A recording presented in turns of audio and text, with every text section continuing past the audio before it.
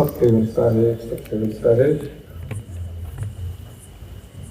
આપ સૌને નિવેદન સુવિદિત છે તેમ આજે પરમ ગુરુ કરુણાસાગર મહારાજના 33મા પાટોત્સવ અને મારા 25મા દીક્ષા દિવસ પ્રસંગે આજના સત્સંગ અને સંતવાણી ભજનનું આયોજન કરવામાં આવ્યું હતું.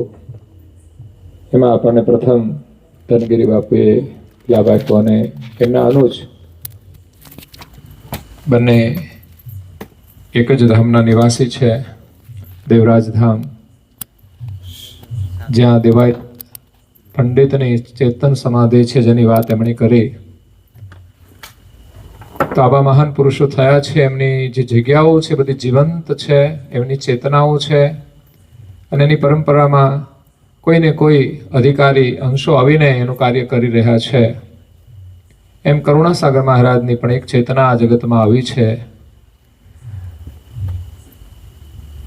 જેના માટે કરુણાસાગર મહારાજશ્રીએ કહ્યું છે કે આ જગતમાં જે અનેક મતપંથો છે એની અંદર જે મતભેદો છે એનું સમાધાન કરુણાસાગર મહારાજશ્રીએ પંચમ સંસ્વેદની રચના કરીને કર્યું છે. કે જે અધ્યાત્મના ઉપાસક હોય, અધ્યાત્મ માર્ગના જે સાધક હોય, એ ખોજ કરે ત્યારે એને ખ્યાલ આવે કે કરુણાસાગર મહારાજનો સિદ્ધાંત શું છે, એનું જ્ઞાન શું છે. પરંતુ આપણે તો પ્રાથમિકનો અભ્યાસ કરીએ છીએ એટલે દરેક ધર્મનું જ્ઞાન આપણા માટે જરૂરી છે. એટલે આપણે સંતવાણીનો આજે લાભ લીધો છે. આપણે ત્યાં દેવરાજ ધામથી ધનગીરી બાપુ આવ્યા અને મહેશગીરી બાપુ, એનો બંનેનો યોગ થઈ ગયો. કાર્યક્રમ તો એકનો જ હતો પણ એને મિસિંગ જે થયું એટલે પછી બાપુનો સંયોગ થયો. નહીં તો મેં બાપુની જ તારીખ લીધી હતી, પણ મેં કીધું પછી ક્યારેક બાપુનું આયોજન કરીશું, પણ બંનેનું સાથે આયોજન થઈ ગયું. એટલે બંને આવ્યા, આપણને બધાને ખૂબ સરસ લાભ આપ્યો અને પુનઃ જ્યારે યોગ થાય ત્યારે પાછો કંઈક આયોજન કરીશું ભવિષ્યમાં. એટલે આજે સંતવાણીનો લાભ લઈ આશીર્વાદ પ્રાપ્ત કર્યા છે. સંતોની વાણી તો અમર છે, અમૃત છે. જેટલો આપણે લાભ લઈએ એટલો ઓછો છે ને વારંવાર લાભ લઈશું ત્યારે એમાંથી આપણી અંદર થોડું થોડું ઉતરશે. કારણ કે થોડો થોડો વરસાદ આવે ને એટલે થોડું થોડું પાણી અંદર આવે. એવી રીતે વારંવાર આપણે લાભ લેતા રહીએ. આ જ વાણી પાછી આપણે ઘરમાં સાંભળતા રહીએ, એ મોટો લાભ છે. આ જ વાણી છે, પણ આવા કાર્યક્રમોથી આ વાણી જીવંત રહેતી હોય છે. નહીં તો પુસ્તકોમાંથી કોણ બહાર કાઢે ને.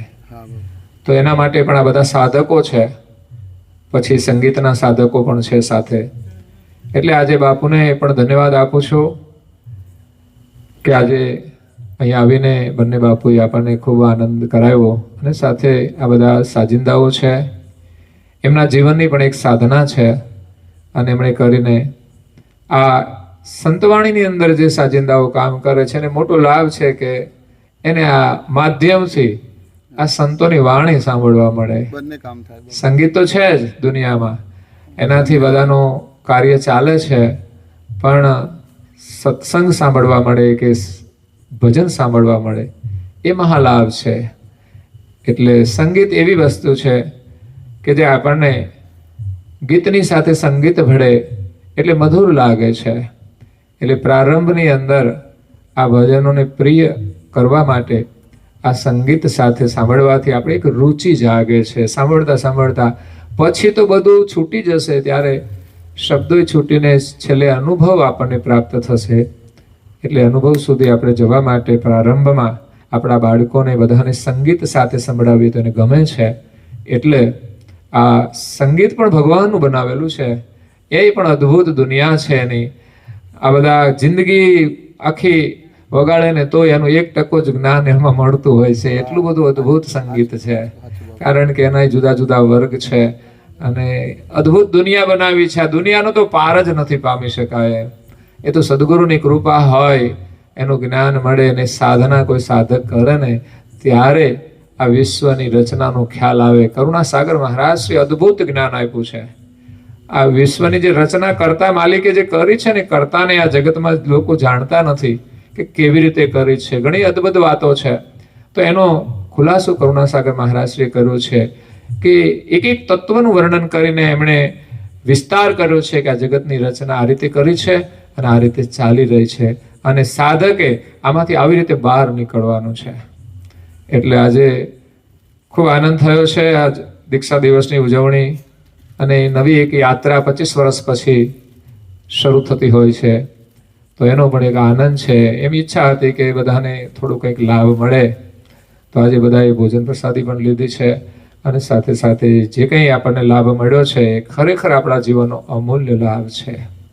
તો આ સાથે આપ સૌને ખૂબ ધન્યવાદ આપું છું, બાપુને અને બીજા સાજિંદા મિત્રોને, ભક્તજનોને. એમણે બધાએ સાથ સહકાર જે આપ્યો છે એનાથી આ કાર્યક્રમો થાય છે.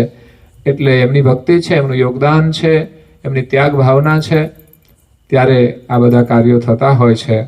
એટલે ભક્તોની જે સેવા છે એનું ઉમદા યોગદાન છે. ભગવાન એને ખૂબ શક્તિ આપે અને આવા કાર્યો કરતા રહે, એવી શુભકામના સાથે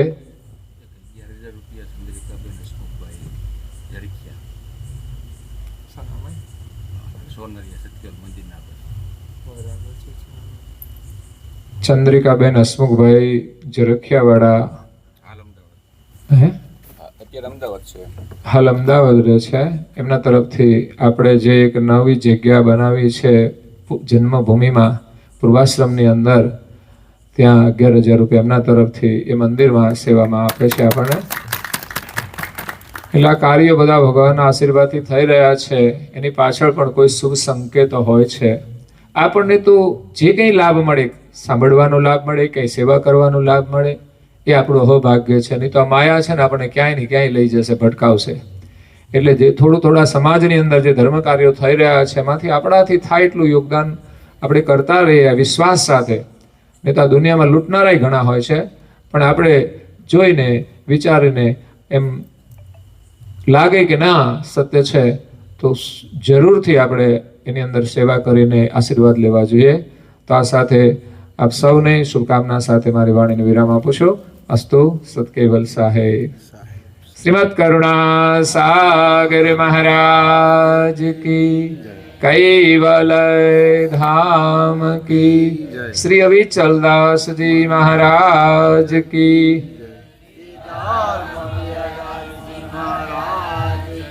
શ્રી મહેશ ગિરી બાપુ કી જય. શ્રીમદ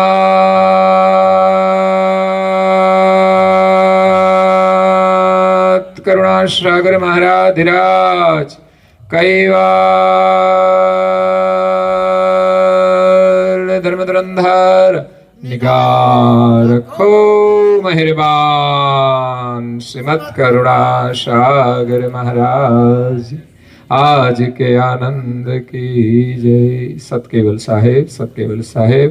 અને ખાસ અમારા સાઉન્ડની સેવા આપનાર હસમુખભાઈ સદાય હસતા હોય છે અને અહીંયા અમારી સેવા આપી છે આજે ખૂબ. અને અમારા મંડપની સેવા તો છે જ, એને પણ ખૂબ ધન્યવાદ આપું છું.